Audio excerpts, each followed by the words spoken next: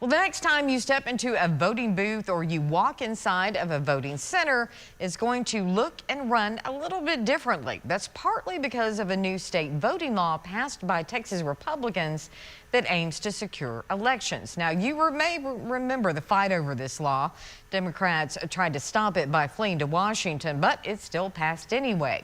Since then, there has been a lot of work behind the scenes as we approach the March primaries. News West 9's Francisco Soto walks us through some of those changes.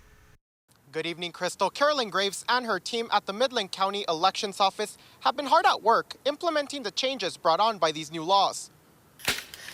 New year and new election security measures. SB 1 being the main one, which has to do with elections, and that's one of the things where the camera surveillance came through.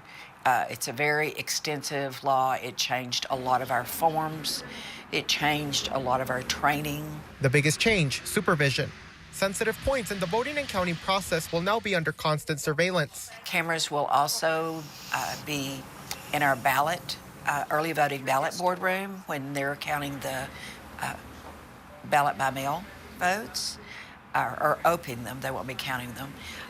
In our central count, which is where things are tabulated on election night, and at our tabulator where we actually tabulate the paper ballots. In our ballot room, which is where at the end of early voting and election night, the ballot bins will be transported directly to that room. On top of that, the room where you cast the ballot will look different, again, with trust and security in mind. Up to about 2 feet from the ceiling. That way the voter can be secure on either side, because the limited voters will be on this side of the wall at a desk voting and over here. The overhaul was also a good time to update a few local measures, including how fast results are released to the public. Courier, just to make things a little quicker.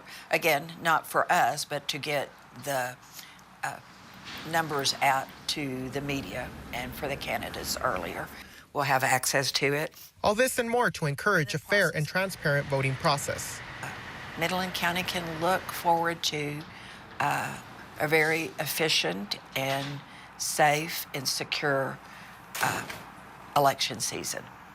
As a reminder, early voting for the primary election begins on February 14th and ending on February 25th. The primary election will be on March 1st. In Midland, I'm Francisco Soto.